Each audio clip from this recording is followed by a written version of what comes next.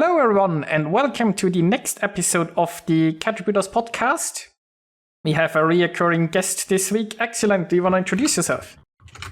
Thank you. Yeah, I'm Axillent, and I am from Sweden, and my streaming has been a little bit non-existent lately because real-life events has taken priority. But I try to do streams and YouTube videos about World of Warships, so that's it.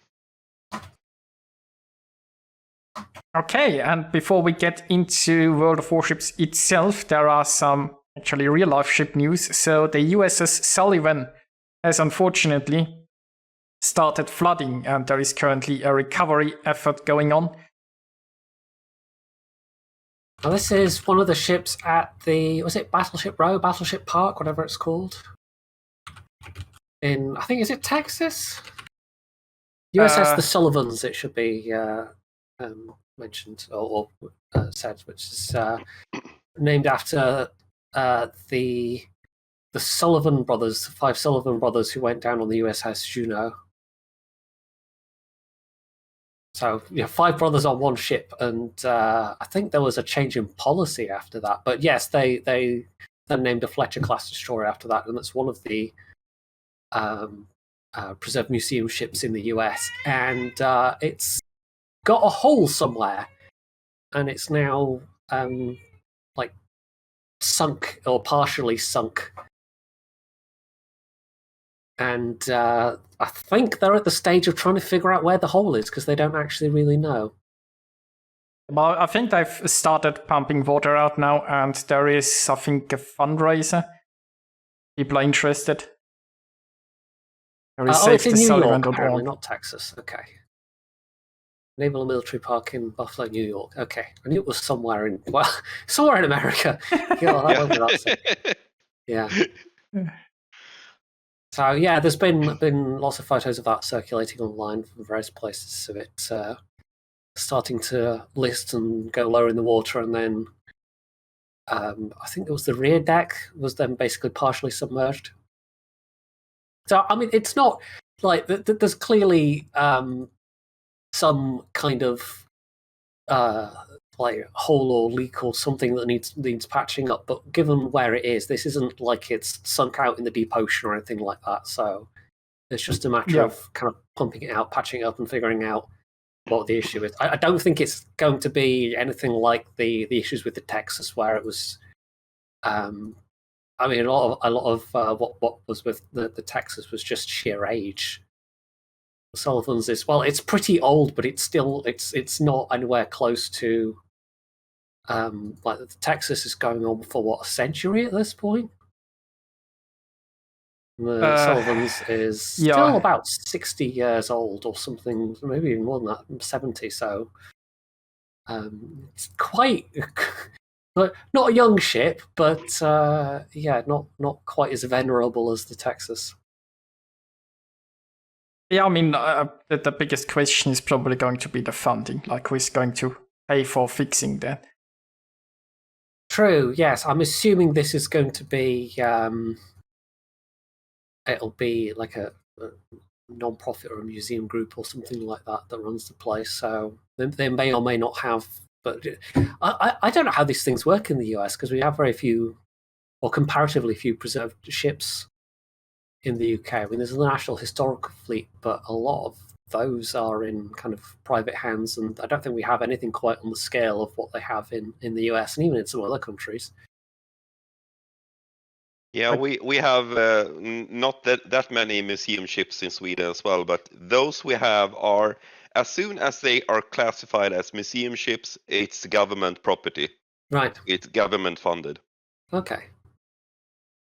Yeah, there's the only one I know for sure about is the Belfast, which is, I think, as of 2 or 3 years ago, it's I think it's Imperial War Museums that now kind of run and have to fund Belfast. So there's a real mix. I don't think there's any kind of officially Navy supported ones outside of maybe Victory and Warrior and whatever else is down in. Is it Portsmouth? Would be Portsmouth, won't it? No, Chatham? I can't even remember where Victory is. I should know that.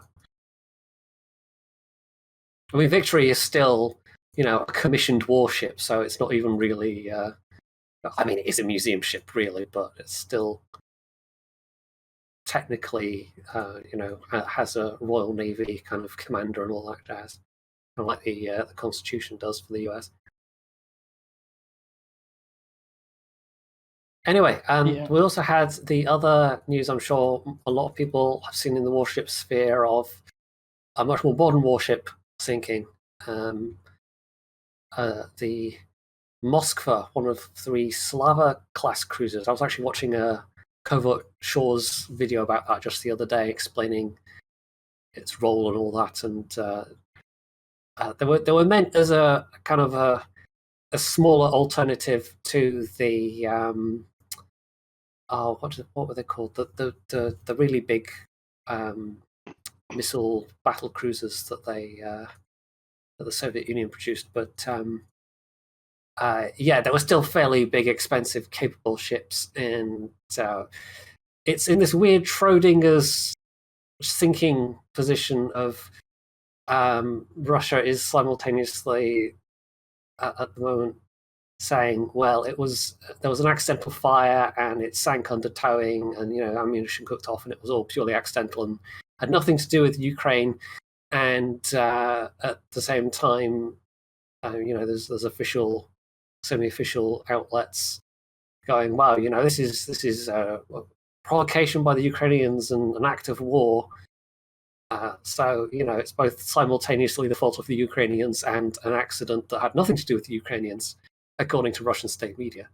But as best anyone can tell, it got hit by a Ukrainian-made anti-ship missile, and it's supposed to have systems that work against that. Apparently, best we can tell is that from the information going around is that they used decoy drones, possibly, to fool the radar or overwhelm the radar or something like that while this subsonic missile hit it.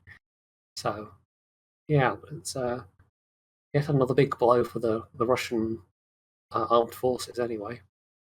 And to be honest, I don't know what's worse, that the ship was sunk by enemies, or that they have incapable crews that can't handle the ammunition and let it go blow off. It's bad how you look at it. It's bad. It's bad. It's all, indeed. I mean, it's all still very sketchy at the moment, but it would be the biggest surface ship sunk in a conflict since World War II, I think I was reading. I mean, and if Ukraine sank the ship, it's the first time in history where a battleship was sunk from shore crew. It was never all ships have been sunk by the other ships. This is first time. This was a shore launched. Yeah, it's one of these ones that sits on the back of a truck or something along those lines. So, and it's no coincidence that every other Russian ship, moved further out to the sea. Yes, that kind of belies the official one of the official Russian lines that it was purely accidental, in that all the other Russian ships have moved much further away from the shore and moved out the air. I think it was by far the biggest warship they had in the Black Sea as well. Yes, it was a flagship. It's going to potentially seriously hinder their ability to do any more naval operations, or they've been doing things, from what I understand, like and this is I wasn't aware that this was the terminology, but demonstrations. And again, this is straight from Covert Shores, which is it's got the HI certainly has got a great YouTube channel and a great website that I recommend people check out. It's more focused on submarines than anything else, but it does look at other warships. And that they kind of make as if they're going to do an amphibious landing. And of course, that then has to tie up a bunch of Ukrainian forces and defenders, because you have to act as though it's a real thing that might happen, because it might be a real thing that they might actually be doing, and so you have to sort of take it seriously. But Moscow was heavily involved with that.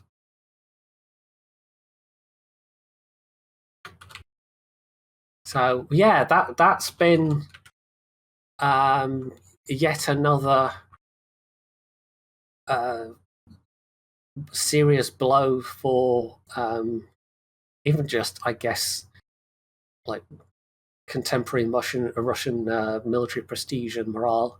It feels weird to be talking about current events in our World of Warships podcast, but I think this is a thing that's happened that a lot of people that play Warships will have been aware of. I mean, it's been quite heavily in the news anyway. Oh yeah. But yeah, you don't often get to talk about contemporary warship related events, and it's usually things like accidents with collisions or fires or such like. So yeah, I think there's a twist of irony in that I'm pretty sure all 3 Slava class cruisers were built in Ukraine.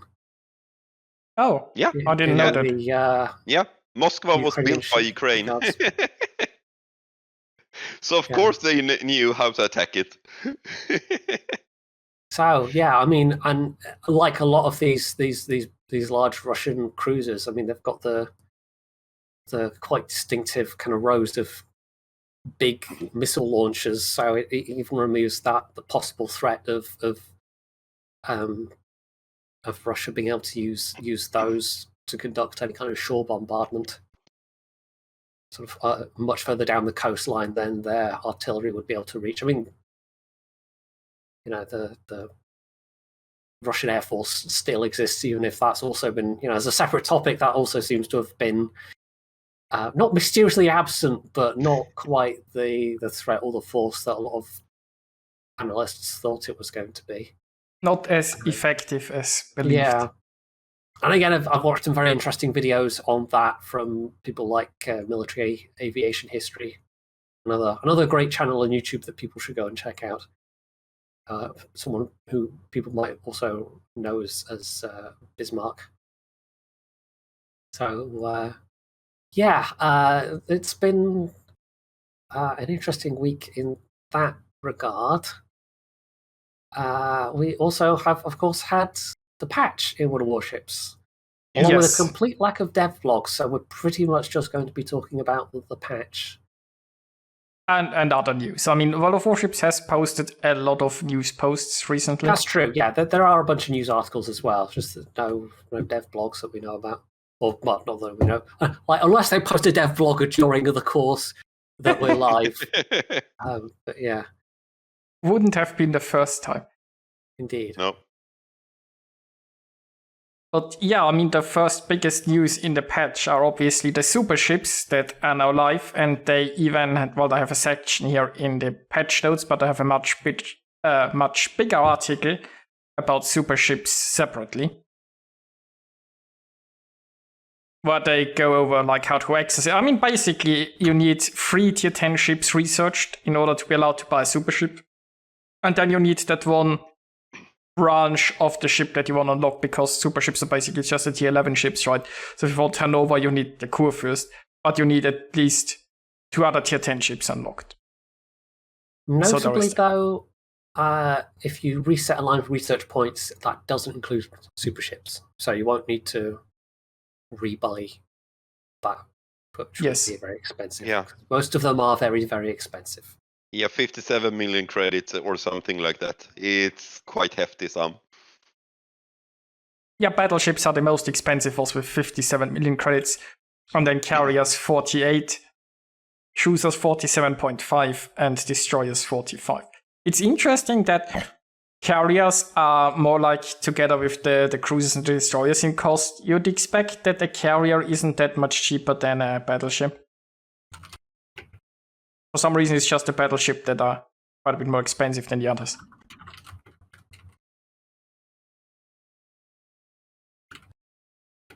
Now, that also brings us to the economy. So basically, super ships have designed as a massive credit sink. So they are very expensive to buy, and then they're going to be rather expensive to play. Because if you get the permanent camo for a super ship, it doesn't have the reduction in service cost, and it also doesn't have a credit bonus. So you can obviously mount a different camo on it. But I don't think there are any ones left that reduce service cost. There's the one flag, but it only gives minus 10%. And you can stack regular credit flags on top of a super ship. But generally, I've played a few games yesterday, and if you get a bad battle, you can lose 200,000 credits pretty easily. Which it's not that difficult to cover with just playing another game in some other. But it's hardly going to be making mountains of profit with them. But I had let's say 150,000 damage game in Hanover, gave me about 2,000 credits out of it, and a similar game in the Poison gave me 400,000 credits. So there is I mean, if you are good and you run a premium account, and well, even without some flags, you can probably run super ships at about cost, right? You don't necessarily lose money playing them. But of course, if you don't have a premium account or if you don't play that well, then you're going to lose money. But it's easily compensated by playing others, I suppose.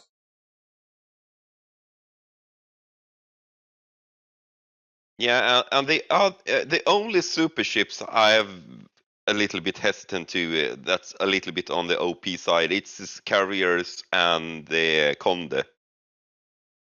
It's the only ships that are a little bit too strong in my opinion, but... Really? Carriers too strong? Who would have guessed, right? Yeah, honestly, it's the Carriers could have used a bit more balancing, in my opinion. Not sure what they were thinking about the Eagle and so on, but it's Carriers. Wargaming doesn't put a lot of thought into that when balancing is concerned. I mean, it's not like they have ever really nerfed the Nakimov. Maybe in another year or 2 or 5.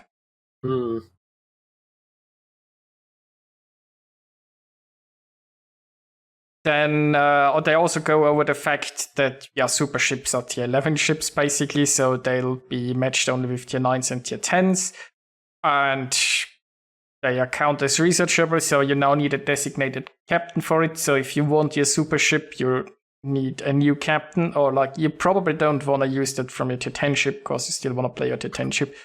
So it's not just a credit sink technically, it's also potentially commander experience sink, because people need new captains now, and well, people might pay some doubloons to retrain captains or so. So yeah, you can't just easily drop in your Yamamoto or your Lutyens or whoever. That's also a big point, right? Because you commit them to the ship and retrain them, but yeah. You now have to consider if you want your real special captain like Günther, if you want them on the tier 10 or if you want them on your super ship, because you're probably not just spamming the super ship like you would be in the tier 10. Personally, I feel these special captains is not worth going to the super ships yet. It's too hefty of cost to retrain them. It's better to have a special. Sorry. Yeah. You go ahead. I was just saying, for most people, they'll probably be fairly high skill point captains by this point anyway, so not particularly cheap to retrain. Yeah.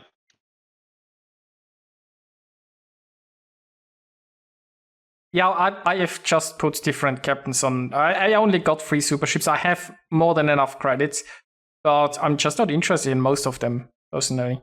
I've got myself so far the Yamagiri, the Hanover, and the Annapolis. Not sure if I'm gonna get another one, but those are the ones that I'm interested in playing. I've played a couple of games today, and I mostly saw Condes for some reason. Not sure why that was. Probably because it's strong. Because its Conde is ridiculously strong. It's a reason why they nerfed the Conde's reload booster. Yeah, So you only get previously you could get 3 extra salvos. Now you only get 2 extra salvos. Okay, I played it not that long before the patch, really, for the first time when it was only 2 salvos, and it's like, okay, this seems, but it was only like 3 games, so I didn't really get a proper feel for it. Yeah, I mean, the Conde has been nerfed a bit over there, but it's like, when they first started testing, I think, super ships in ranked, it was like basically go Conde if you want an easy rank count in a sense. And a lot of the stigma has stayed to it. I'm not sure how strong the Conde is right now. Probably still a bit too strong. It has been nerfed since then, but there's a lot of content out there if you look where everybody calls the Conde overpowered. So it's gonna be a ship that a lot of people go for. Yeah, once that reputation kind of sticks to a ship, it can be a while before it fades, changes. Which is, I guess, I mean, we've talked about this like long ago, but it's kind of one of the reasons why wargaming got a lot more strict about allowing creators, CC people to do preview content, because it was creating sometimes impressions or expectations. But in this case, the super ships have just been there for everyone to try out, so that wasn't really something wargaming could keep control of with the way that they did it. Yeah, I mean, super ships could play it and get that impression for themselves. Yeah. Part of me wants, like, super ships seemed for me really rushed. Also that they have now basically, like, especially the carriers have gone through very little balancing, it feels like. But the first super ships that were around, like the Satsuma and so on, have been around for a bit longer. And a lot of the super ships are basically just take the tier 10, make it slightly better, call it tier 11. Super ship. So I guess it's not wasn't that hard sort of to design or balance, but it feels like when they got stuck with the submarines, they needed new content, and the super ships were just rushed to fill the space. Like, back when they started announcing like the submarine testing that was coming to the live server and so on, I remember there was like probably a year ago, so there was Devblock where they already showed off a Russian premium submarine with no stats yet, but they're like, hey, and this is coming. So I think like they had a lot of submarine content prepared, but submarines just absolutely didn't work and still don't, honestly. So they needed a filler for that, and they're like, crap, what are we gonna do? So there was like super ships, and now they really rushed out a lot of super ships for a lot of lines. They tested it directly on the live server, I guess, to get a lot of data in a very short amount of time. And then they just rushed it out the door. And of course, they needed something to take care of the credits anyway, so they also got that out of it. I'm not sure if there was something else planned or if super ships was a long-term plan, but it really feels like whatever their original plans were, they just rushed them out to fill a sub gap. There could be something to that, yeah. And I feel this causes another problem that they don't expect. They have bigger problems now to balance the game because they have more ships to balance, and more of the ships are not correctly balanced. So if they start to change variables on one ship, it could alter the whole super ships, all the submarines, everything has to be rebalanced now. Because nothing has been balanced when put into the game now. Rush out content and just balance after a while, it's not a good idea. Yeah, but see, that's why wargaming is skipping the balance after a while thing. Well, when you look at the game, there is so much unbalanced content in there from old lines, and then if there is enough of drama around, then they slap like 2,000 hit points on a sow and be like, look guys, we are rebalancing our content. And then they utterly forget about it again. Or like the Parnation Destroyer line that has been basically very unpopular for a long time. And they, 5 times or so buffed the tier 10 last year and then gave up again and ignored the line again. It's like, there are so many things that you could fix, but wargaming doesn't focus on that. They rush things out of the door, it feels like. Then maybe a month or two afterwards, they make some slight adjustments and they're like, yeah, okay. prefers the next thing, right?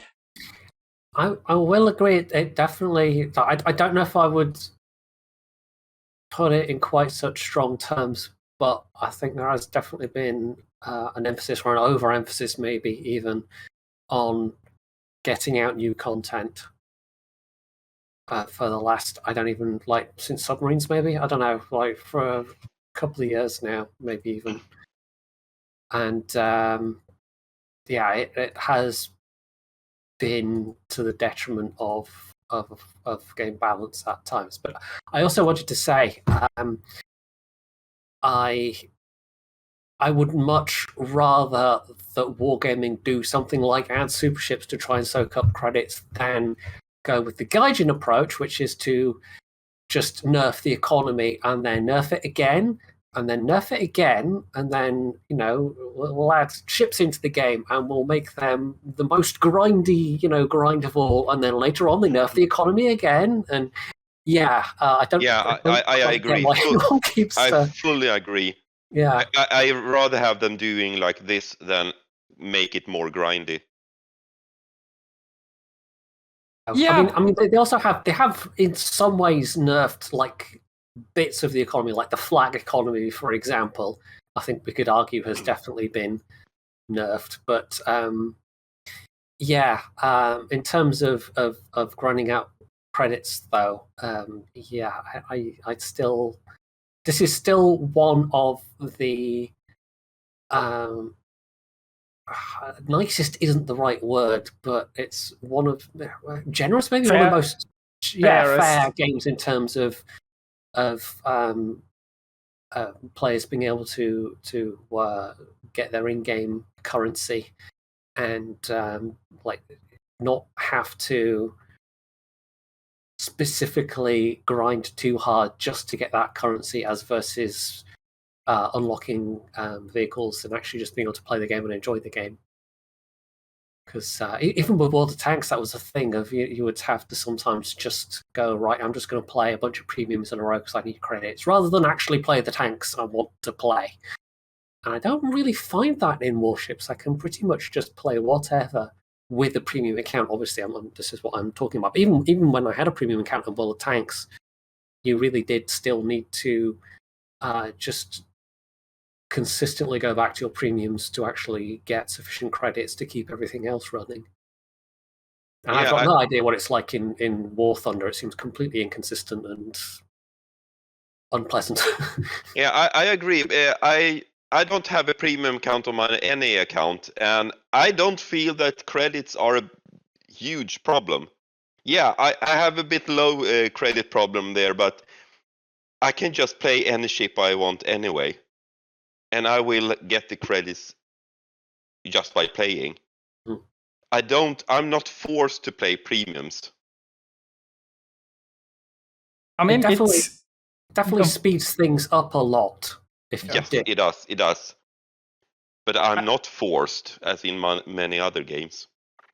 And it depends on like the how many combat flags you want to use, or how many you still have saved up from the other events and so on, or how many battles you play in general.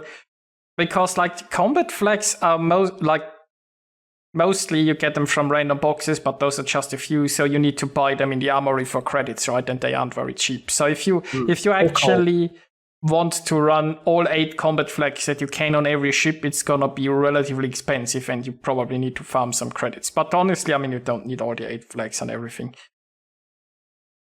I definitely have, like, there's a bunch of ships that I've taken a bunch of flags off just to make the ones I've got last longer.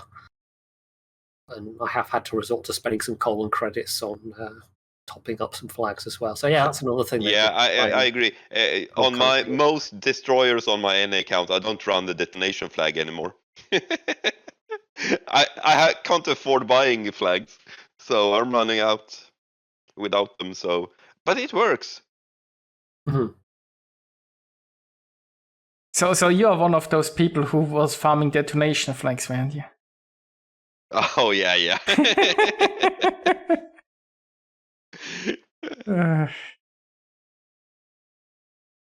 Yeah, so overall, like super cruisers are to stay. They aren't really the most intrusive. I think they have done. We'll have to see how popular they will be with the credit things, and I just hope that they'll don't wait another half year until they balance the super carriers.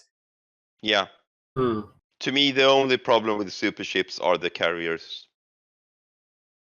And we haven't even seen the Russian super carrier yet, because we all know that's gonna come. Oh my god! If we get the tier 11 Nakimov, that's no good.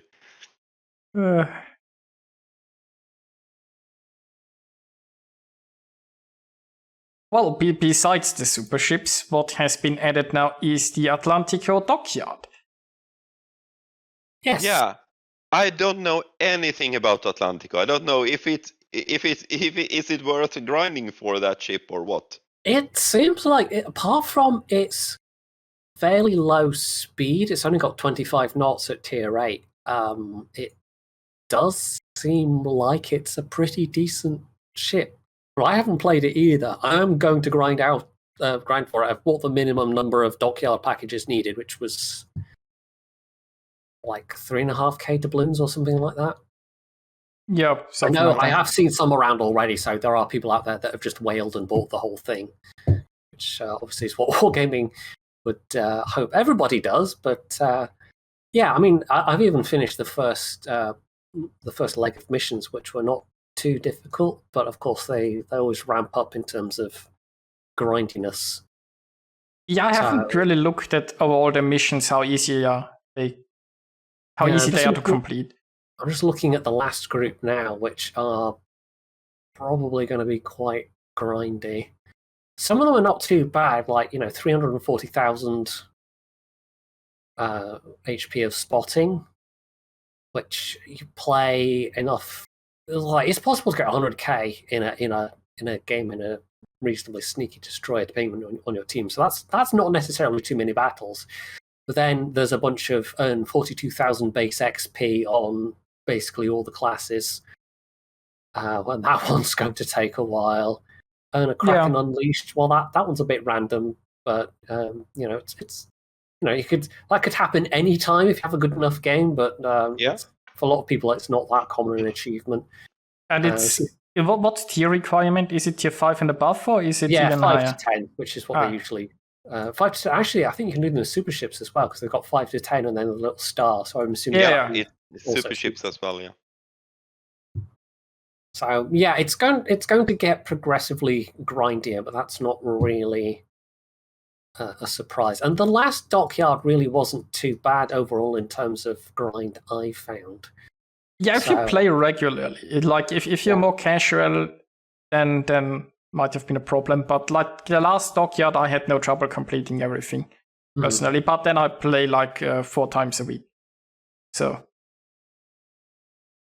Yeah, I mean, I have to say, when I found it not too difficult, I do play it, a fair bit throughout the week, probably a lot more than the average person does. So, yeah, but I mean, for most people, I think, I mean, you can bludgeon by the 8 phase package, I suppose, or you can do the minimum, see how much you can grind out, and then just buy the remainder before the end, which is probably the more kind of cautious way of doing it.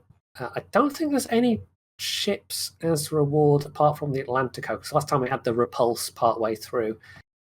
But you can get. Wasn't like Dreadnought also a part last time? I think there were 2 ships even. Was that like what? It might have been actually. Yeah, Dreadnought was in there, wasn't it?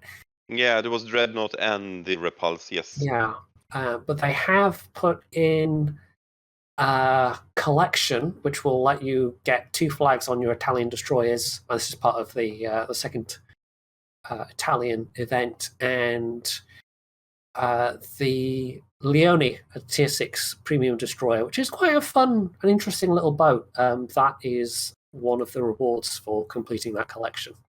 Or I think the ultimate reward for completing that collection. So I think that one's probably worth going for. And you get those. You can get a lot of those containers through the actual dockyard event, I think, or some of them anyway. Or are they just gift containers? I should double check before I say things like that. I think they might just be things like gift containers and Distant Voyages containers. Yeah, I haven't looked which containers give you collection, to be honest. I think it's probably just missions that give you the Italian destroyer things then. But yeah, I haven't really looked at any Atlantico content yet, because I guess there should be some out now. But I still, this is a ship where I actually bought some of the starter packs for the dockyards, because the Atlantico I've won. I'm not sure if it's gonna be good or not, but like when they said that they basically have a Goliath for secondaries, I was in. It's also, and this is purely a bit of national pride talking, but the actual dockyard area is based on a Clyde dockyard. So here in good old Scotland, where quite a few warships and just ships generally were built in the last century, and there's still at least one working shipyard there as well. So it was one of the major shipbuilding areas in the UK. Yeah, so my only represented. Yeah, my only problem with the Atlantico is it's tier 8, and I hate tier 8. But look at it like this: with tier 8, you can now dodge super carriers. Yeah, but Well, no, you won't be able, you won't have to, will you? I mean, unless you failed diving with tier 9. No, you actually dodge them. Like they can't be in the battle with you. It's Oh, the that's what you highest meant. tier you Okay, can sorry, I play thought you meant without dodge running them into in-game. super ships. Tier 8 does have that advantage now, I suppose. Look, that's You how can still see tier Wargaming 10 always. carriers. Look, when Wargaming said just dodge with carriers, that they meant in the queue, right? Not in the battle, because you can't in the battle. Yeah, it's got some interesting features because it's got 10 15-inch guns, which is a pretty decent main battery for the tier. I think the Sigma is like 1.8, so it's pretty average. It only has AP shells, so sorry HE spammers. But it also has got 10 American 127 mils, which have German. I think they have the German dispersion, and the 234 mil or 9-inch guns, which is or 9.2 inch, which is the same you see on the tier 9 and tier 10 British heavy cruisers, and the Cheshire at tier 8 as well. And there it says they have similar accuracy to the Georgia and German battle cruisers, and I don't know if that means they're more or less accurate than the 5-inch guns. So, yeah, it's supposed to also have decent armor, but we'll see what that actually means in practice. I think the concealment is also pretty good, if not among the best at tier 8. So, despite it only being 25 knots, it's actually a battleship, one of the few battleships where it might well be worth having the brisk captain skill, which gives you bit of extra speed when you're not spotted, which is, I think that's only like 2. Is it 2 captain points or 3 captain points on a battleship? But it's not that much. Yeah, I still haven't managed to get it in any build, because I always feel like there is something more worthwhile personally. Yeah, it's definitely it's a very niche skill on battleships. Sure. Some of the lower tier German battle cruisers actually work very well with it. True, but honestly, I think you can get more out of different skills usually.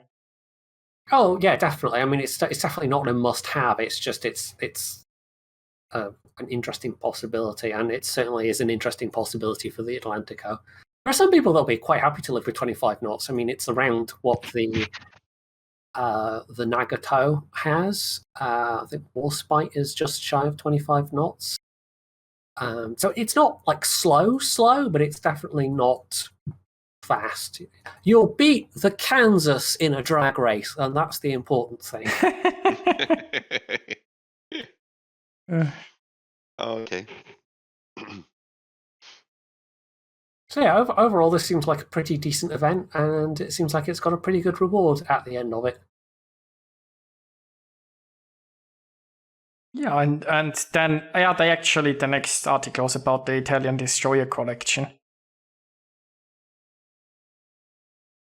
So it can be obtained by completing combat missions and in the armory. You can get 24 containers from completing combat missions, 2 from free daily bundles, 7 from community tokens, 3 from premium containers for community tokens, and 2 containers in paid daily bundles. Do you need those paid ones though? I wonder. I'm not sure. Somebody will have done the maths on whether you actually need them to complete the collection. I hope you don't. And given... I don't think you need to buy anything, actually. Oh, well, it depends on your RNG, I suppose, because the exchange rate for duplicates is 4-1, so if it depends how lucky you are. They say after opening 36 containers received for completing combat missions, as well as received from free daily bundles, and for community tokens, so you need to have some community tokens, there's a high chance that you will have completed the entire collection, but there's only a high chance, so you might have to actually invest some money into getting early on. So it's only free if you roll lucky. But then again, the destroyer containers will be added as coal. You can buy them for coal after the next patch. Yeah, I was going to say that there's... So if you don't get it in this patch, save your money and go for the coal in the next patch after that. There will also, as it shows there on screen, which is quite nice, be doubloon compensation if you already happen to have the Leone, which I do. So that's going to be worth grinding out, even if you already have that. Yeah. Oh, yeah. And they say I want to, in a future update, the Italian destroyers will contain. I'm not sure if it's necessarily the next patch, but yeah, that's a good point. You can finish it for coal in the future. I think that's the de facto standard. They have done this for pretty much every other container they added. So it has always been the next patch. Okay. I haven't paid enough attention to that, honestly. And as usual, like you can collect gifts again in the article, by the way. So here in this article, there is a 1-day premium account. I gotta say, I do quite like that they've been doing that more. Yes. You have to pay attention as a player, but it does mean you get more little bits of flags or a day of premium or a few community tokens or whatever. It adds up in the long run. I mean, if they keep doing it. Yep. Then also, I don't know if either of you have the Leone, but maybe we'll talk about that for a second. Just I don't have it. I'm gonna grind for it. So okay. Just because people might not be aware of what it is exactly or what it can do. It's definitely a lot different than the Italian destroyers that have followed it. When was the Leone first released? It's been a while. I want to say at least 2 years, something like that. Somebody in the chat might be able to. So, like, if it was released while I was still in the CC program, then I've never played it. I'm not aware of but it's I have a lot of ships in my port that I've never played from my CC days. So, it has decent concealment at tier 6. It has got 4 twin 120mm guns. So you have 8 barrels. So it's not quite, the Akotnik, but 8 barrels at tier 6 is pretty good. But the downside of that is you do have a 1.5 second reload. It's a pretty long reload to offset the fact that you have so many barrels. So it's not really a get in there and DPM them down. But what goes along with that reload is it actually gets a US smoke. So it's got a really long-lasting smoke screen, which can be incredibly useful. Now, I think it only gets 2 by default, and that's 3 if you have Superintendent. But yeah, it does make for an interesting combination of having a long-lasting smoke alongside your long reload, and it can be very, very useful sometimes. Especially if you're in a division, you can give somebody essentially US smoke without having to have a US destroyer. That's exactly what I was going to say. In the division, this ship will be extremely strong. In terms of torpedoes, it's not that good. It's got a 12-kilometer range, which is exceptional for Tier 6, but it has a 54 knot speed, and you only get 4 tubes. But they do all right damage. It's 13.3k just about, so not especially strong, but not especially weak for their tier either. So the torps you get to use sometimes, you just kind of fire and forget because they reload in about 60 seconds. So you just keep putting them out over and over. And occasionally you'll hit something with them, but I consider these type of torps like area of denial torps. Yeah, you don't fire a torps to actually think you're gonna hit something. It's just prevent someone to go to that area.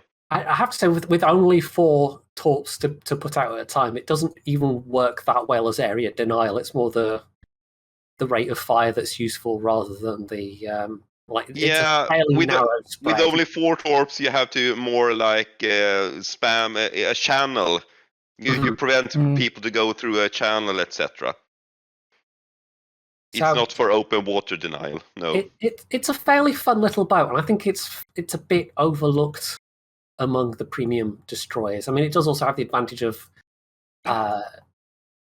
tier 6 matchmaking. Tier 6 is relatively fun overall. Less fun when you're down tiered. But yeah, aside from carriers, it doesn't terribly have to worry about too many other things. Like it's not especially weak versus the other ships it can potentially meet. Yeah. So tier 5 and 6 are really fun tiers to play. Yes, I think so. I regularly go back and play more tier 6 and tier 7 for me, but sometimes tier 5. Yeah. Tier 5 has the Okopnik, so it's it's special.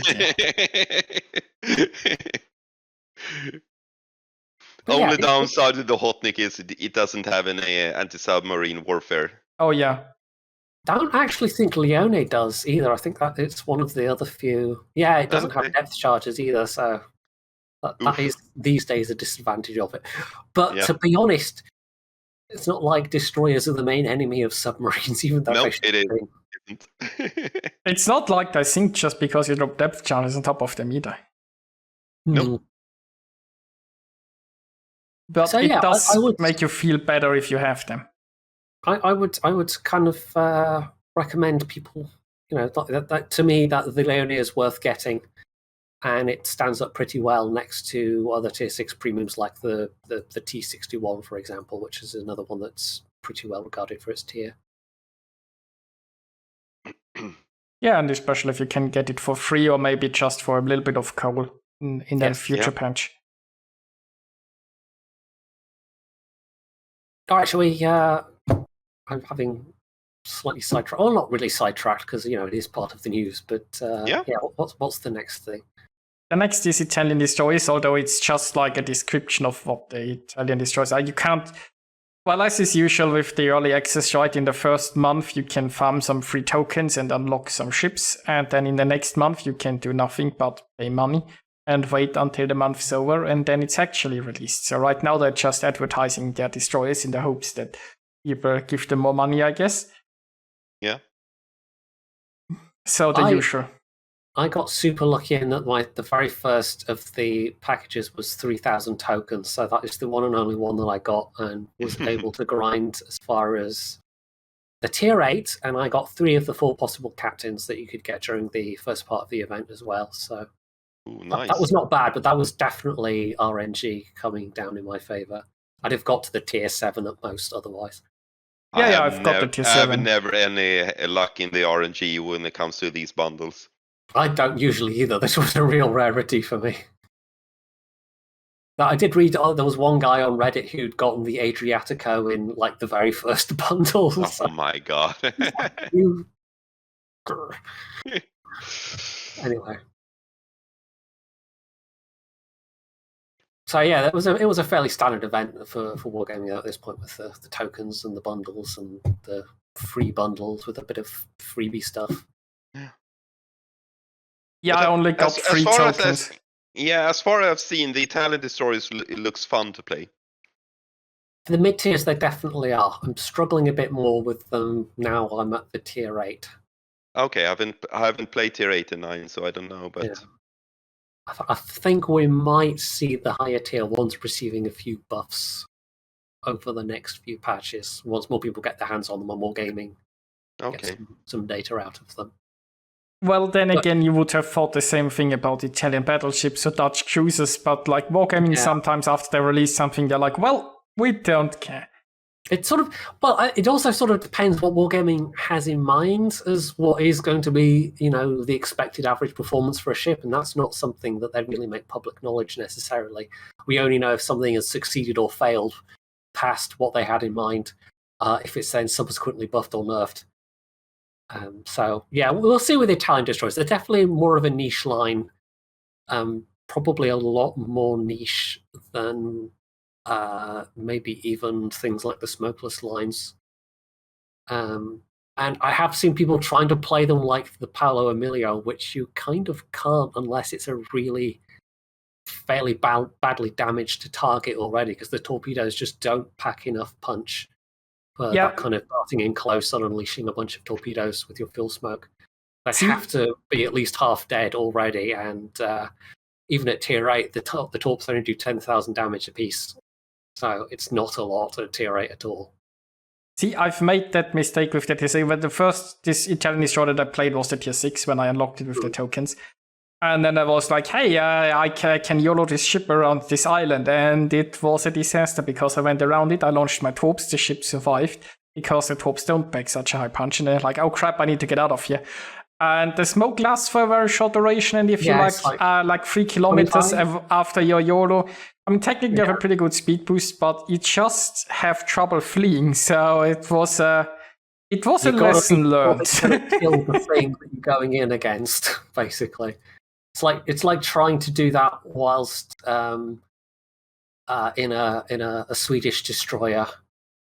Like if they're high health, you're just not going to do it. Or a Sims, something that has particularly weak torpedoes.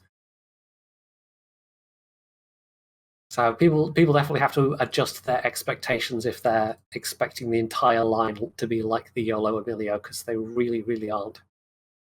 Yeah, and I've played the tier 7 quite a bit. I kind of like it, I think. But I have to say, you have to somehow get use out of the guns, which is not always the easiest, because you have 2 times 3 torpedoes that don't hit very hard and are relatively slow. So you aren't gonna survive on torps alone, or let's just say you are going to have a very bad game if that's the only thing you try. You can have some nice torp hits, but you'll need to compensate a bit with your guns. I think that it's kind of like the French destroyers with their burst fire mode. It's by far that they are by far the most effective against other destroyers in terms of the amount of damage you can do in a short amount of time. Obviously, with the French, it's all about the HE or even like a broadside light cruiser. Whereas with the SAP shells, you need a broadside enemy destroyer for it to actually do something, but you can take like 3.5k damage off somebody, which for a destroyer is a fairly huge chunk of health potentially. And if you're doing that over and over, I've seen people come a cropper on like just not expecting to take that much damage from the SAP. I think once people get more aware of what their capabilities are, they'll know to be a bit more cautious around them. And by far the best tactic at the moment is just to angle away. Like if you get caught broadside, you at least have some time to start turning, because generally there's a fairly slow reload. But if you just keep sailing along broadside and letting someone hit you with the SAP over and over, you're pretty much done for. Yeah. So but if you're angled, it really then only works against superstructure, and that's a far harder target to hit. So that's my advice if you come up against an SAP flinging Italian destroyer, is angle, because then they'll be forced to switch to HE, which is then you just a slow reload HE firing destroyer, which is far less effective. But keep in mind that SAP has better angle than armor piercing, so you need to angle pretty heavily. Just a little bit is not gonna help. You have to pretty much be nose in, actually. Nose in or end away kind of thing. Yeah. But you're definitely right about not being able to rely on the torpedoes for your main damage, though. But it does make it quite difficult in terms of you then sort of relying on enemy players to slip up and give you the opportunities to kind of dart in, fire off a couple of rounds while they're looking at somebody else maybe, and then pull back. And it's kind of hard to get ticking damage going on somebody because you don't fire HE that quickly. It's still destroyer caliber HE, so it doesn't have a particularly high fire chance. And you can fire the SAP, and maybe you'll get a couple of thousand damage that way. But if you're just kind of darting in and out, doing a few thousand damage here and a few thousand damage there, by the time you get to the end of the game, it's not going to add up to that much overall. So I don't know if they're necessarily... I think the average damage on a lot of these is going to be rather low in comparison, but I don't know if that will affect their average XP, because if you're doing more of your damage against destroyers, that's pretty valuable in terms of the score screen, because it's all about the percentage of damage you're doing to an enemy player rather than the actual hit points, the raw hit point number, even though that's the more impressive thing on the scorecard for a lot of people. So yeah, they're definitely a niche line, and I really like the mid tiers, and I would like to like the high tiers, but we'll see when I get there, the tier 9 and tier 10. What I would like to see, even just on the tier 8, you get a total of 4 smoke charges. I think even just giving them 1 or 2 extra smoke charges would really increase their viability at the higher tiers. And, I have also come to the realization that they are very hungry for captain points, which maybe allows you for some different builds, because you really want, like, the thing is, you need to use your guns and your torps sort of both. Like, your gun have such a low range that you aren't going to farm much damage against anything other than a destroyer, because other ships you really don't want to get that close. But you kind of want to buff your gun performance, you kind of want to buff your torpedo performance, you also need concealment.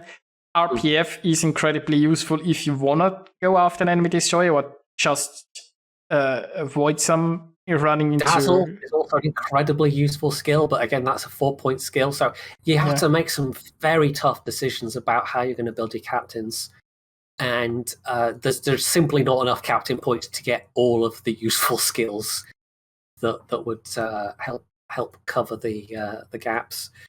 So yeah, they are very captain point hungry, and if you don't have a lot of free captain XP, they're going to be... If you're going in and just using the 6-point captains or whatever that they have come within the first part of the event, or even whatever else Italian captains you have lying around, if you can't at least get the captains up to 10 points with elite captain XP, you're going to really have a hard time with these. But you need high level captains for these ships overall to make them even sort of semi-effective at what they're supposed to be doing, rather than just totally ineffective torpedo boats. So yeah, they're a tough line in terms of like time investment or skill points investment or whatever. So yeah, I have seen. There was one very helpful comment I saw on Reddit where someone was like, "Oh, I just use Sansonetti." It's like, okay, do you happen to have 9 Sansonettis that you can put on the entire line? Not the most helpful piece of advice. It's fine. I'll just retrain Sansonetti every time I want to play one of a different tier. Okay, sure. I mean, Wargaming would be totally fine with that. I'm sure they would. I mean, for me, that would be like 500 doubloons a pop kind of thing, which would, that doesn't take long to add. But yeah, I will say the short range actually does sort of work for them, because it makes it easy to get unspotted, potentially. You don't have to go very far before you're out of your firing range, and you can just dance around at the edge of your firing range, potentially, if you're sure there aren't any enemy destroyers sort of closer. So I've done that a couple of times to my advantage. I've gotten close enough to a battleship that's had their guns pointed the other way, or a cruiser that's had their guns pointed away, and I'll be able to fire off a couple of salvos. So it's a way of getting some cheeky extra damage, but you're not necessarily going to rack up lots of damage doing that unless you get really lucky with setting fires between, if somebody's already used their DCP on their own cooldown. You have to be able to commit just right and get the fire RNG in your favor. What concerns me is, obviously I haven't played anything out in Tier 7, is the bad concealment on the higher tiers, because like at the Tier 7 has 6.5, which is pretty, it's pretty competitive at this tier. So it's kind of mid-range. There are definitely worse at Tier 7, but it progressively goes up. So Tier 8, even with the concealment module and the concealment captain skill, it's 6.6. Like, so it's, at Tier 7, you're still at this range where you can, for example, you go into a cap, you might find the other destroyer, you get 2 salvos or so, and then you disengage. You either because your gun range is so short, even if you shoot like you can, as you said, you can easily get unspotted, even with without waiting the 20 seconds, or you have your smoke screen, right? You can always do that and get away. But at the higher tiers, I don't know how bad does the concealment get. I feel like you're going to be running around with 7-ish. Just now on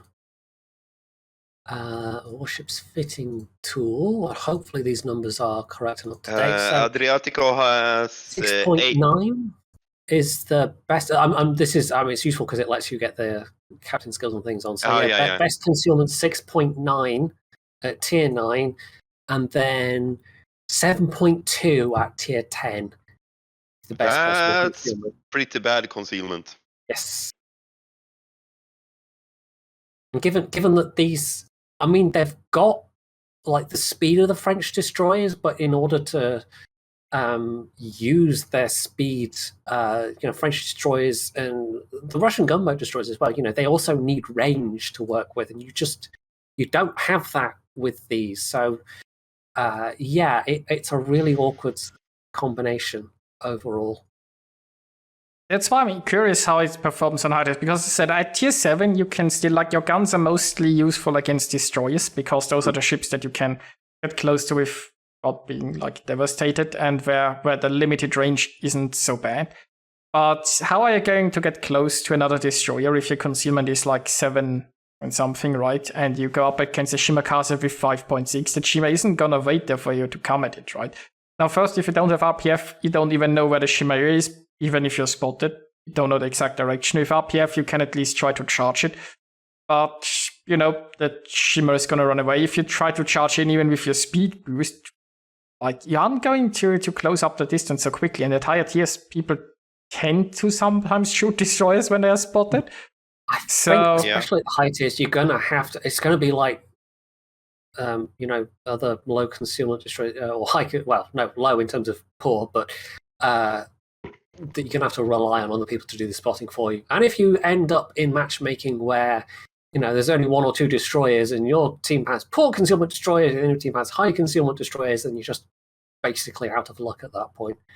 But I was also going to say, I think RPF is probably an absolute necessity on it'd be nice on the mid tiers, but certainly kind of Tier 7 and up, I would absolutely say take radio location on Italian destroyers. Yeah, I guess I'm curious how the 10 will perform, but I do have my concerns how able that playstyle will still be, because it's fun and works at Tier 7. I will see what happens at Tier 10.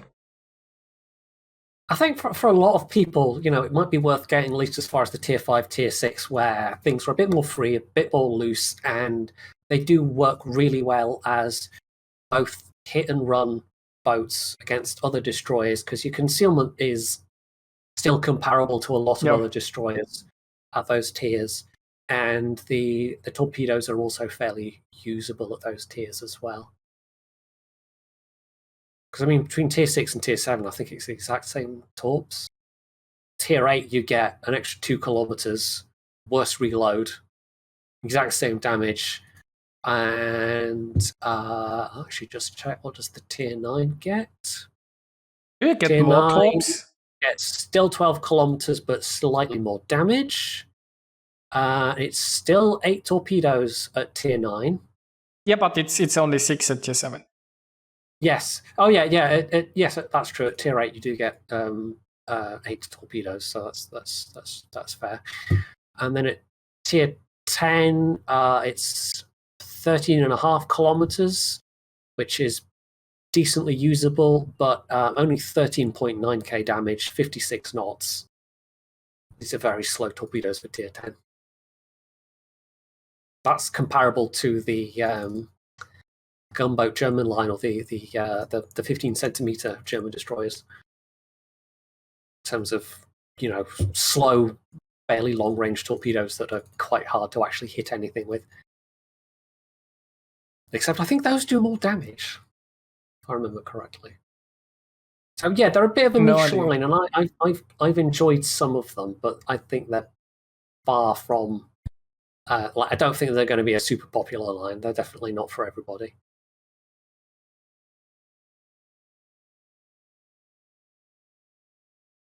Well, then in further news, we have Division Stars back. I think that was something in the past, right? It's like playing a division with a clanmate and get something. Yes. Yeah.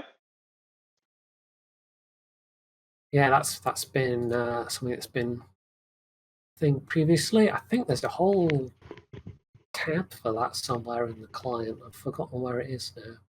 Probably somewhere in the client tab.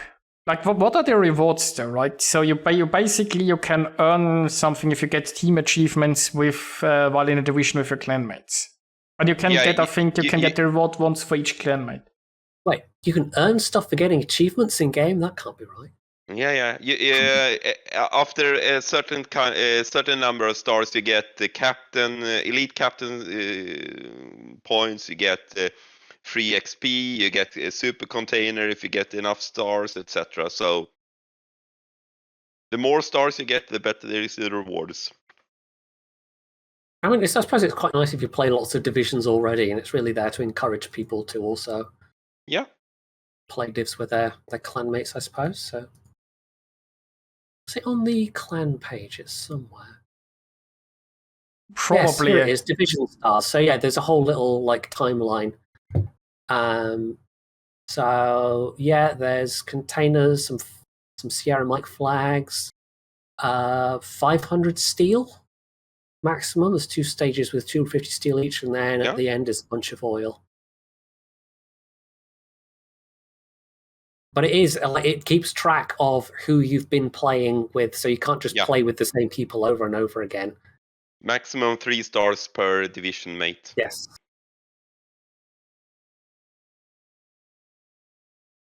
So I might have to try and encourage. I have to maybe play some of my Cirque clan mates and encourage them to play with some people as well. Be nice to get that steel, definitely. Anyway, it's a nice little thing. Yeah, I like that. True.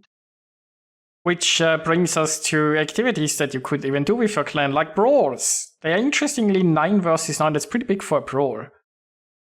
That's pretty a hefty number of ships, yes. I wouldn't call that a brawl.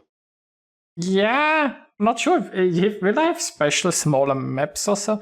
I don't know. Yeah, I think it kind of defeats the idea of the brawl, but who knows? Maybe people like it.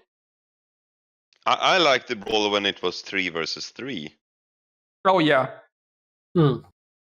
I mean, it's just so different and so fresh, and it's a lot easier to find to make a team of 3 friends than of 9. Yeah, and it's a lot less. Let's just say it's a lot more casual in a sense that there is less tactics involved. Like if you have 9 people, you've got to worry a lot more about crossfires, about proper positioning, and so on. Well, there's some of that in a 3 versus 3. Like in a 3 versus 3, you just press W and have fun. Yeah, exactly. And that's what brawl is to me. Everyone just W, go in, shoot, and the game is over in 4 minutes. And then you figure out it was one of those brawls that had carriers, and you stop after the first. Yeah. Yeah. For some reason, the second, where are we? Second round of brawl, round 2. not going to have carriers, but the first round is going to have carriers. So Yes. yeah. I guess maybe round, maybe they just have to see once again a black and white that carriers are not popular. Maybe, yeah. Mm-hmm. But no submarines. Nope. Well, that's a small mercy.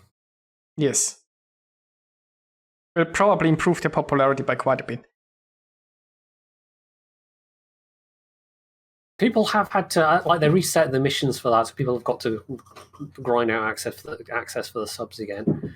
Yeah, so I was quite pleased for about 3 seconds when I realized, oh yeah, my subs have gone from port, and there's hardly any subs in the queue, and maybe subs have been taken out, and it's just people testing them again. But no, it's just people were having to redo the missions. So oh well, subs are starting to appear again. Yeah. The game was fun for like 4 games, and then they started to pop up again. So no. Well, speaking of actual fun things, they have some more visual improvements. So I think 4 maps, or what was it, that have been reworked? I think there's a separate article for that. Yes, yeah, there is, and there's also, I mean, as the note here, and I've noticed this already in game, the snow effects on deck, which are quite nice. Yeah, I've seen that actually in a match. Yeah, I would say art department again saves the game. True. There's also, and I don't know if this has been mentioned somewhere, it might be in like a list of patch notes, but I'm pretty sure this is new. And it might not be, correct me if I'm wrong, maybe I've just noticed a thing that's been in the game already, but when you press M and bring up the big mini-map on screen, you can actually see shell traces going across. Oh, you can? I haven't noticed. Yeah, so try that. Next time you're in the game, press M, and you'll actually see the if people are firing at that point, you'll see the shell traces going back and forth. Aha, okay. That's interesting. I don't think I've really pressed M in the last year. You can see who's shooting at who, so that's quite useful.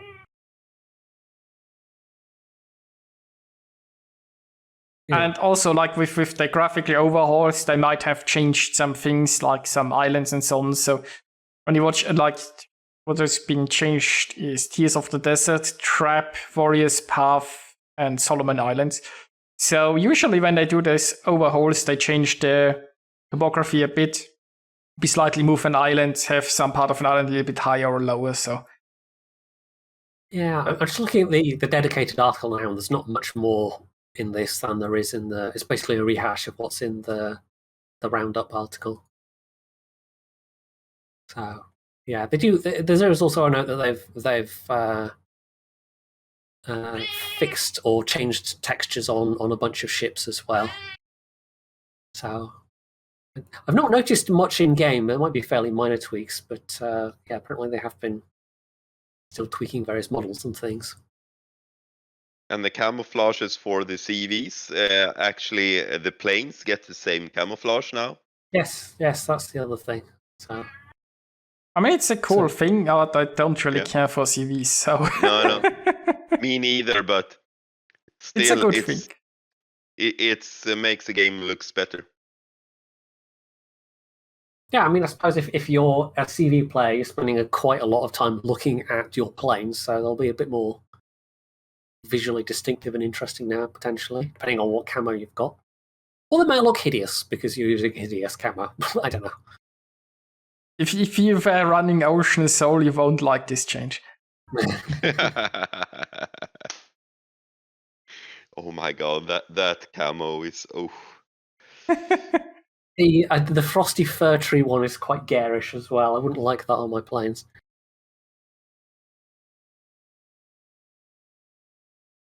Well, then underwater terrain has also been improved, which I really don't care for, but hey. No. Sam points out that chat points out that Sam's not getting enough attention and that he has several valid points he's just been making. We've all been ignoring him. It's very rude.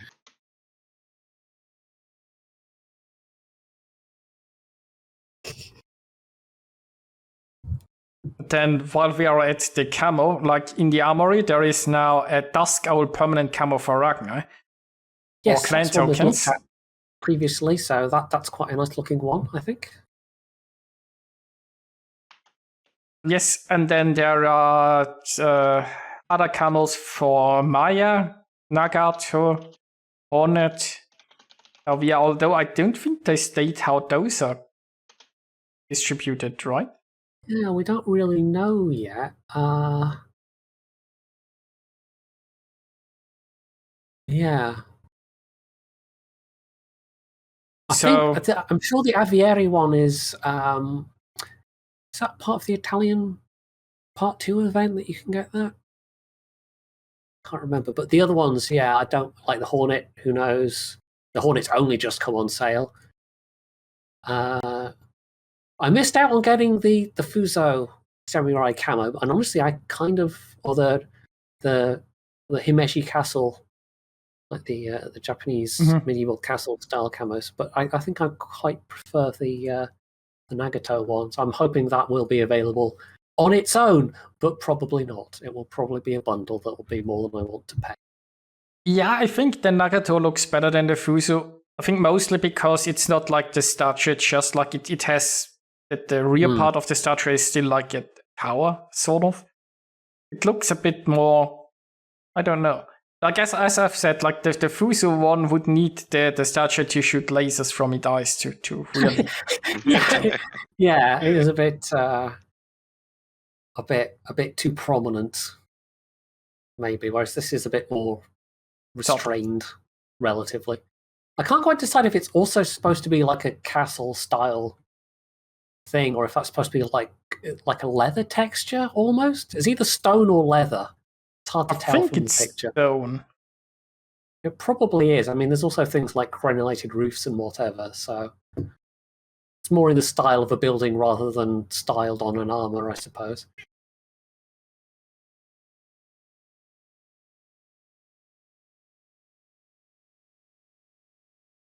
It also mentions under that the in Petra we knew about, in San Diego we knew about, but Aquila is going into testing, Italian aircraft carrier, which was the one and only aircraft carrier that Italy tried to build, and it was on the I almost said chassis there. It was on the hull of an ocean liner. Did we ever see stats for that? I don't know that we have yet, so they're keeping very stum about it. I think we've seen a picture for it, and they've acknowledged it exists and is going to be tested, but I don't think we know what they're going to do with it yet. So it might be they're testing out different concepts, but they haven't actually settled on what they want it to be. Maybe they use that ship for concept testing of the dreaded new mechanics of the CVs that was ditched. Maybe. It might end up being like the Hornet, where it's got one of these fast squadrons in addition to its regular squadrons. Or, as we've joked in the past, it might just have SAP torpedoes. Who knows? SAP rockets, SAP bombs, SAP rockets. Oh my god! Yeah, but I mean, Axillent does make a point there with. I've often used premiums to try a concept, and they want the support carriers. I mean, not sure if it's gonna be in the Aquila already. Possibly not, but I wouldn't be surprised if they try to add a support carrier premium at some point before they go for an actual line. Or else, well, it might be one that comes out with the line. I mean, they've also done that fairly frequently as well, as they've got lines that come out and then they have a premium comes out at the same time. So yeah, maybe they might be waiting for that. They can be fairly free with it as well, because like I say, it was never completed. Just remained as a partially finished Hulk until I think it was scrapped in the late 40s. So you're saying we should be really scared? Yeah, maybe. I thought they were going to do that with the Burn CV. That is quite a different CV. It's arguably the only kind of fighter-based CV that we have with the modern iteration of CVs. But we haven't seen any other CVs doing that, so... Yeah, that's true. It could be that style of thing. Possibly. pizza slice torpedo bombers with pepperoni torpedoes. Yeah. Yeah, instead of the usual splash of water, you get a big splash of like tomato sauce instead when one of them hits. Meatball dive bombers. I'd go for that camo. Well, I mean, I don't play carriers, but that's a style of camo I would be behind.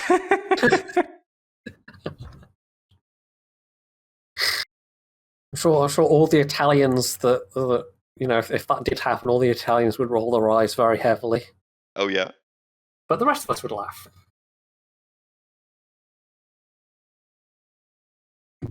Yeah, I'm sure there would be some Italians that would find that fun. I'm still advocating for the beard celt camo for the Germans, but no, Wargaming doesn't want to listen.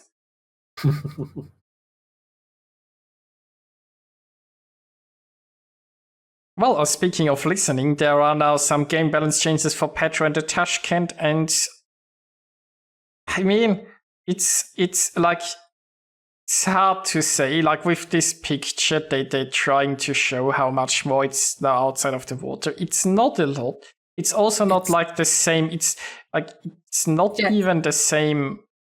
The perspective is slightly different. The only thing you can really tell with is the waterline, like the anti-fouling paint when it transitions into the hull paint. Yeah, but keep in mind that like the water isn't like exactly level anymore, so it depends on where the waves are when you make the screenshot. It's also gonna be different. So well, we'll see. I mean that change is now live, so I guess if you have either a Tashkent or a Petra, you'll be able to see if it feels particularly different. I haven't kept track into how many Petros I ran yesterday. I haven't really noticed anything yet, but obviously it needs more time to figure out how half a meter will make a difference. Yeah, it's not that dramatic a change. So no. I don't think that will change much. It's in line with the other changes that they've made. A lot more in recent times, where it's it's a tiny little change here and a tiny little change there. So I think half a meter is definitely more on the scale of that rather than anything big or dramatic. Half a meter, that change feels like the Kremlin. Oh, we're removing some AA. Yeah, like that was the problem. It isn't, but okay. I mean, the half meter at least technically addresses the actual issue, which is the survivability, because like half a year ago they changed the reload by half a second, and now they waited this long for the next change. So they are. I'm still a little bit salty about that, because obviously it was just that they never had any changes to really balance the petrol, which we saw last summer, and now they are actually trying to address it again. But at least they're now working on what the problem is, right? Because if the problem is the survivability, then like you don't change the gun reload. I mean, half a second didn't do anything anyway. But even if there was a significant gun reload change, it wouldn't have really addressed the issue of the ship in that sense. So now they have at least working on what the actual problem is, sorta. If that does anything or not remains to be seen. Yeah. Okay. Like, I mean, if they raise it enough, right, at a certain point, it would make a difference. But they might have to raise it a few more meters before we see a change, I suppose.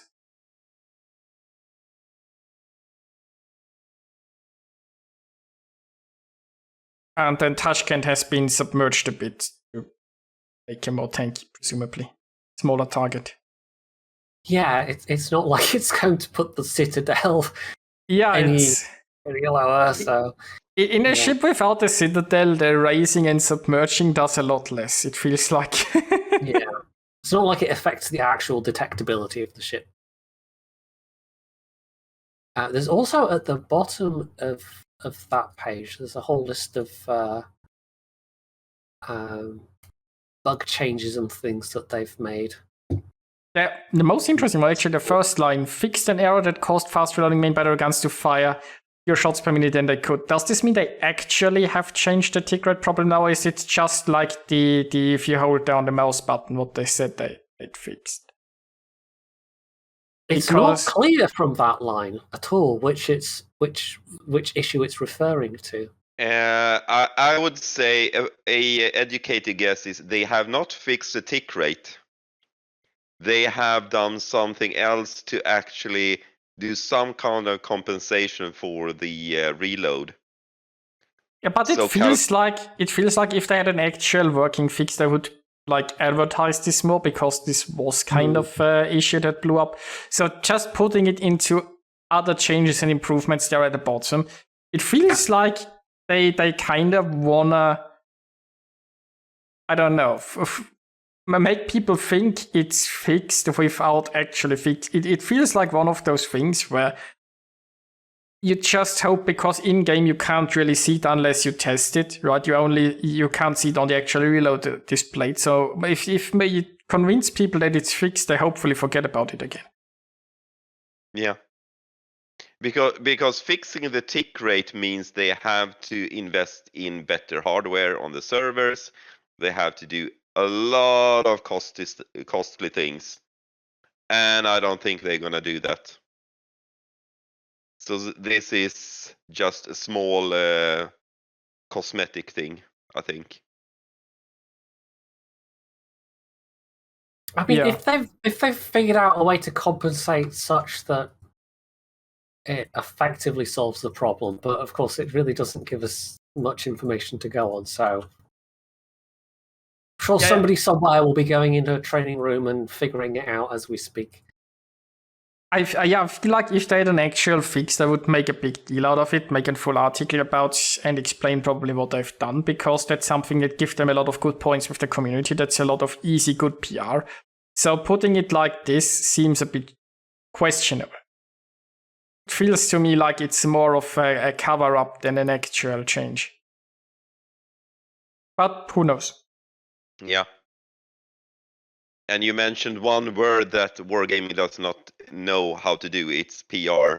They've had quite a variable time when it comes to that. Oh my god, they really need to have new people at the PR department. I don't know if it's even been that so much as it's been, the PR people saying, well, if we want to put our best face forward, we should do this and this, and the managers are like, nah, just do the other thing instead. We don't want to commit to that stuff. Just fob them off. Yeah. I mean, we will see what happens if with the change in developers. There aren't any news, by the way, like of Wargaming, what we covered last week, that Wargaming moved out of Belarus and Russia. But no new info. That's all still very much up in the air. One thing they have added, which is a little bit hidden away, but the overall number of players on servers of all regions can now be seen in the in-game menu, and that's been in World of Tanks for a while, where you could see how many people were on the server, the regional server that you're on. But in this case, it just seems to be how many people are on globally. Which right at this moment, it's saying 21,545. I mean, can never hurt to see that number. I don't really have particular use for it, but it's interesting to see, I suppose. I don't know if it does really give the player any extra information, but I think it might be bugged because players worldwide is exactly the same number as players on the current server, the EU server. So unless the other servers are all fully offline at the moment and only people on EU are playing, I think they might have messed that up somehow. Not exactly a major issue, but it's sort of amusing that somebody's put in a wrong variable somewhere. You mean Wargaming messing up the UI? I'm shocked, I tell you, shocked.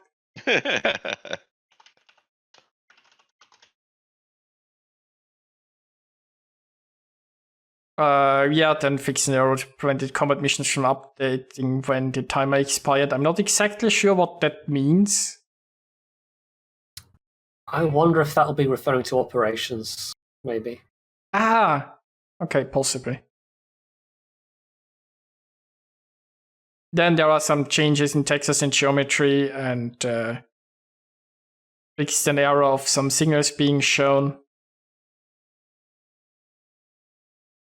For a complete list, please refer to player support. Yeah, probably not. Yes, there's quite well, not a very long list, but it's a fairly long list there of Sam. Stop it. Of yeah, he's felt the habit of, if I ignore him and he wants to do a thing, he starts knocking things over. So that's fun. Yeah, of course. Typical cats. Yeah. Then they know exactly what they aren't supposed to do, and if they need your attention, they're gonna go for it. Yeah. Oh, yeah. So yeah, there's a whole bunch of bug lists there. We won't go through them all, but I don't think there's anything particularly major. I mean, there's stuff like, for instance, this is what I noticed, and I don't know, I wasn't sure if it was a bug or not, but apparently secondary batteries were supposed to be firing at forts in operations, and it was a bug that they weren't. Because for a long time they did, and then the last couple of patches, I think that hasn't been a thing.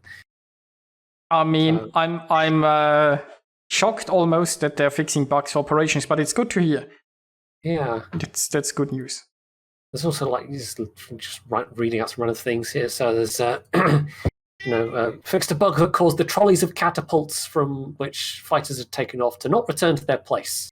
Like, that doesn't really affect anyone. That's a purely visual thing. So yeah, that's probably why they have put it in a separate list.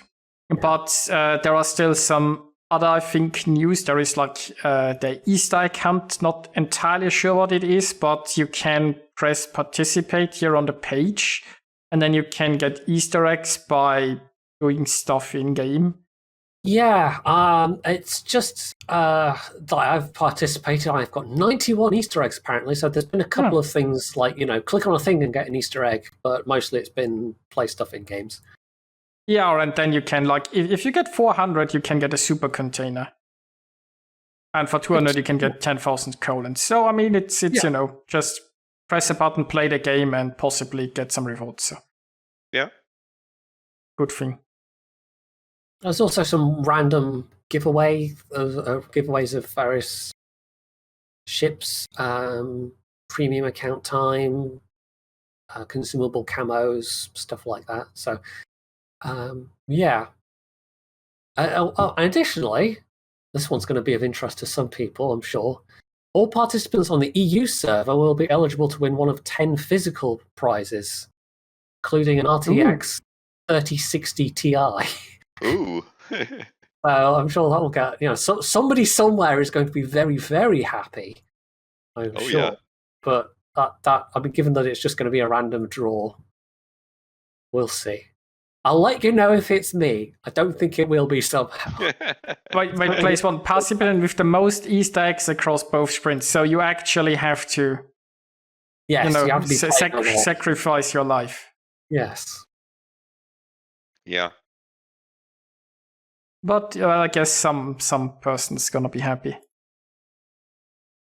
Then also what I found an interesting article is it's come so maybe it has become that bad with cruisers, but there's a sole article trying to convince you to play cruisers. It's called Spring is in the Air, where they tell you that you really should be playing cruisers, and then they have like 3 randomly picked cruisers where they tell you the pros and the cons, which is obviously, considering wargaming, not very seriously thought out. To be honest, they're all decent picks. Königsberg is decent at tier 5, Otago is very good at tier 8, and you can't go wrong with the Des Moines.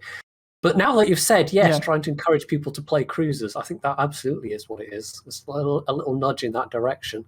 It's also a little combat mission you can, again, participate in down at the bottom. Also, it's like the pros and the cons is like, well, Königsberg, Axillent Shell was also the pro, one of the biggest, one of the longest firing ranges among the sheer, okay, pro.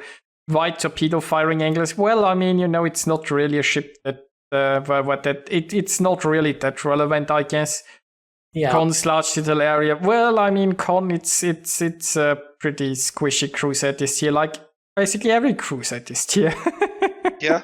I played a game earlier in the Repulse where, only 6 barrels, still managed to get 3 Citadels and a bunch of other pens on a Pensacola and just outright deleted them from full health. So.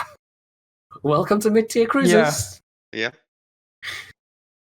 And they also have the Otago, which, good pick, actually. And I feel like Des Moines also. But what I find very interesting is that when I looked for Des Moines, they haven't put anti-air in the pros, which is good because it would have been a lie. Yes. But the Wargaming has long since tried to argue that Des Moines is a good anti-air cruiser, but not even Wargaming can in the current state claim that Des Moines has anti-air that works. It has come so bad that even Wargaming has to acknowledge that the anti-air cruiser doesn't actually have good anti-air. That's what I find amusing. And also, like, Con's poor torpedo defense. Wait, what? Like, what cruiser has good torpedo defense? And you can mount a Hydro, which means mounting a Hydro is actually a good torpedo defense. Like, any cruiser without Hydro has worse torpedo defense, I would argue. Short range is an actual con. Really is the main. Like, is there any cruiser that has a good enough torpedo belt that actually makes a difference? Like, there's very few battleships that have a good enough torpedo belt that actually makes a difference, let alone cruisers. Yeah. And I mean, like, the high arcing shell shooter, easy to shoot over islands is a pro. It's also a con, obviously, because it makes it harder to hit a fast-moving target. Like, try shooting a French DD in your Des Moines, and you'll be good luck. Be sad.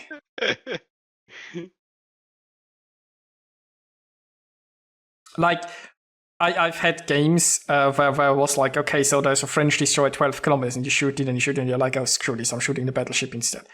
And that destroyer just keeps farming you, but you if it knows how to dodge, you aren't gonna sink it anyway. No, and you have to zoom out like 3-4 clicks out to even be able to aim at it.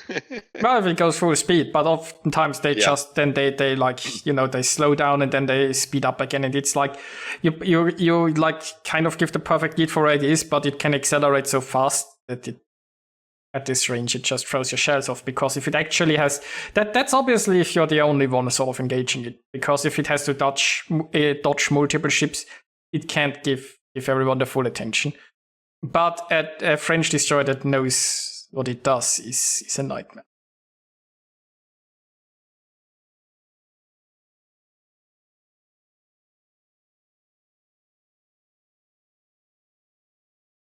There's also a couple of in the Songkran Festival article. There's a couple of other. There's a couple of minor missions going on at the moment. So there's the Songkran Festival one itself, which gives you. I thought it was going to be a perma camo, but no, the Crimson Tier camo, which is actually a consumable camo.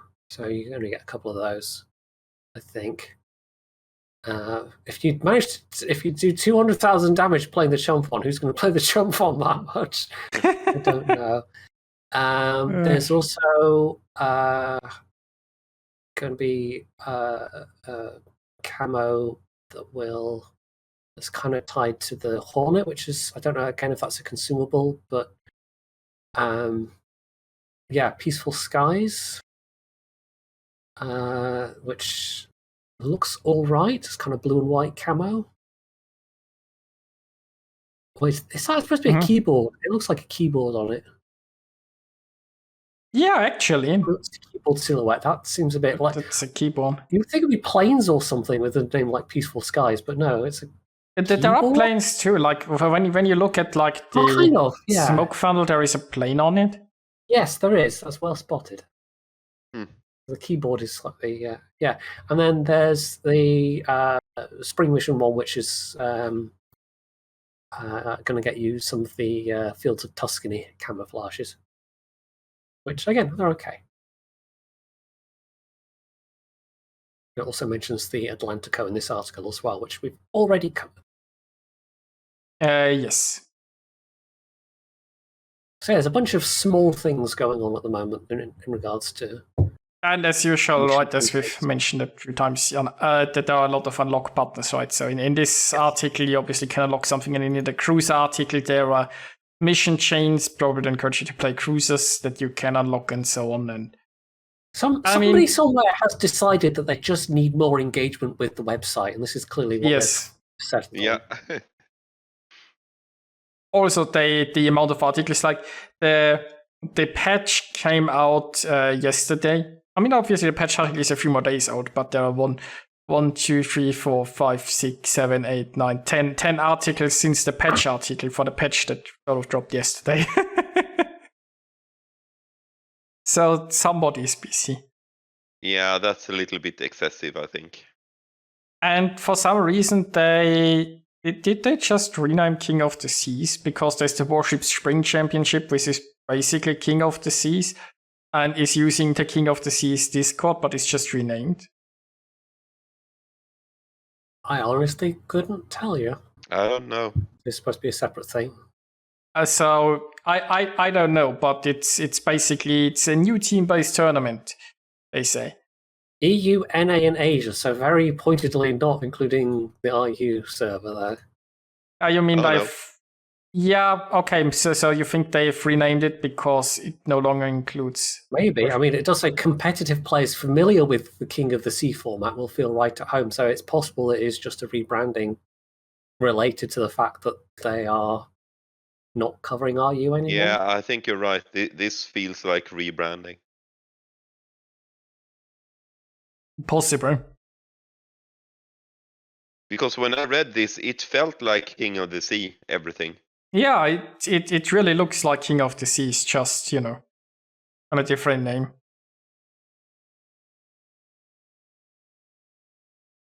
But hey, they have open to everybody they have a nice logo for it with a plant on it. So yeah. So if you can get a team together, you can take part, maybe get some stuff. And they'll also have some bonus codes and things during the streams as well. Because that way can reorganize it. Yeah, but when I was in water, they've bought out King of the Seas was independently run, but it didn't last year or so. Wargaming basically buy it anyway, so they could already run King of the Seas the way they wanted. So they already took full control of it. I think they actually bought King of the Seas basically. So it's interesting that they would rebrand it now because they supposedly own all the rights to King of the Sea anyway and can do whatever they please.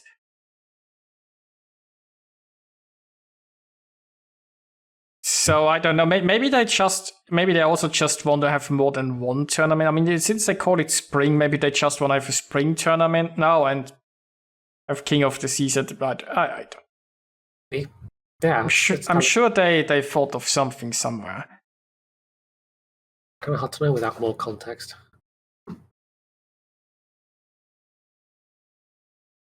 So I think that's almost everything apart from we mentioned the Hornet, but yes, that is now available to everybody. Like the super carriers, it has a strike squadron alongside its normal ones. Fairly standard tier 8 pricing, 12,300 doubloons for just the ship, a 3-point commander. Of course, there's doubloons for lots more than that as well. Oh yeah. Although weirdly, the commander pack and the admiral pack are very, very close to each other in price. Not quite sure what the difference between those two is. There's literally 2,000 doubloons and change between them. But for people who are Fierce fans, they'll at least be happy to see there's a Yorktown class in game, I suppose, which I don't think is the thing we've had previously. So yeah. I mean, I think in the other admiral pack, I think you get more signal flags, etc. Yeah, I think that's the. I mean, it shows the commemorative flag there as well, and a 10-point commander. So I guess you get a 10-point instead of a 6-pointer. Yeah. But I mean, it's a premium, so you can just put any skilled captain in there anyway. So I don't. Yeah. Like for a premium ship, having unless it's got. Well, I mean, these days, do you really need to have the captain in with a premium ship? It feels like it's more filler than ever. Well, honest. I mean, if you want to target new people that just start the game, then I mean, you wouldn't want stop people from buying a premium as the first ship in the game, right? Yeah, I mean, I guess from that perspective, and maybe if you really wanted, who are like, oh, a 10-point captain, I can use that for something else. You still have to retrain it, but it's a 10-point captain you didn't have to grind for, I suppose. Yeah, but you could buy that directly, right? They're selling 10-pointers for not even that much these days. Yeah, but you'd still have to, either have the elite XP or the sufficient free XP to dump into it, which with free XP into captain points gets very expensive. Oh, yeah. So, yeah. Oh, I think... Are we there? You froze for a second there. Yeah, you froze, both in Discord and stream. Yeah, the stream froze there for a second, but should be fine again. I mean, it wouldn't be the internet and technology if it all worked perfectly. I will point out, I haven't bought this, I don't really have much to say about it, apart from they have quite heavily referenced the Doolittle raid with the strike bombers being a flight of B-25s, of all things. But it does say, if deemed necessary, balance changes may be applied to Hornet, so people should be forewarned buying this that it might change even though it's a premium ship. But this is normal these days. I think they've just included that because for many years they didn't dare touch it. And then I think that's just worth flagging for people that have this expectation of it's a premium, it won't change. So it's probably worth pointing out, as Wargaming themselves have pointed out. Yeah. But yeah, I've seen one of these in game already. It didn't seem to make a huge impact, but I really have no idea of its capabilities. I mean, it's got regular AP bombers, and I think the B-25s are HE only. So I don't know. I mean, it says they have a large number of aircraft, but they're slow. So it's maybe somewhat in the vein of the Kaga. In terms of having lots of aircraft. I haven't seen any content about the Hornet yet, so I couldn't tell. I mean, it's being a carrier, I really don't care. I hope it stays away from me, and then I'll be sad when it comes for me. I can't remember the last time I bought a carrier. The only reason I have all the premium carriers I do is from my time in the CC program. Actually, no, that's a lie. I bought the Bian, or the Ben. I actually did buy that, so that was pretty recent. I've forgotten that, but that was pretty cheap because it was a tier 6. That was more for using in operations than anything else. Be honest, you just wanted to see the lift with the planes. Oh, that was it. Yeah, 100%. I paid several thousand doubloons just so I could see the lift animation import the planes going up. Okay.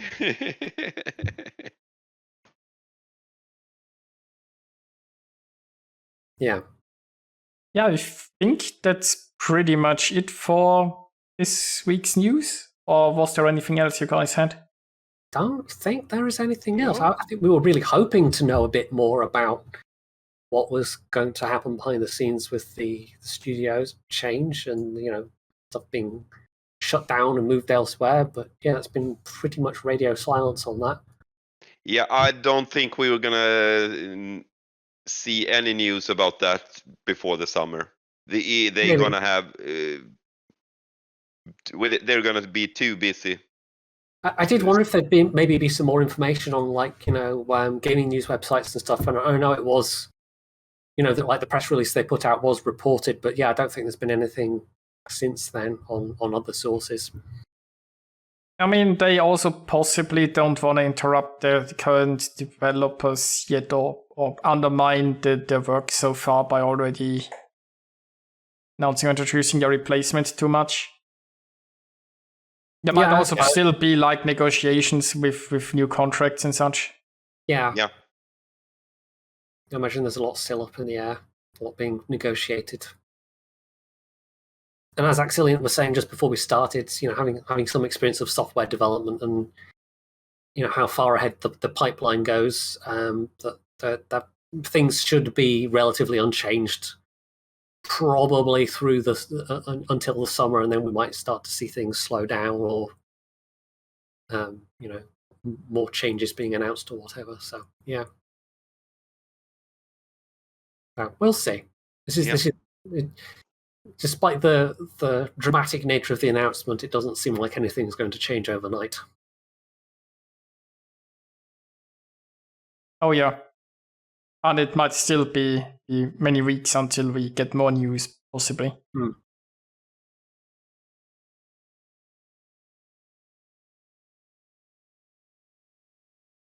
All right, shall we wrap things up then? That seems like a good Yeah. point to finish. Yes, absolutely. Definitely. So where can we find you, Axillent? You can find me on Twitch. You have my Twitch address there, but I'm also on YouTube. Go to my Twitch page and you have my YouTube channel there. And I'm also on Twitter. I have handle is Axillent1 because Axillent was taken already. So yeah, that's it. So yeah, thanks for joining us this week. Yeah, And thank you very much. Thanks everyone for watching. We will be back next week. Have a good night. Bye-bye. Bye. Bye.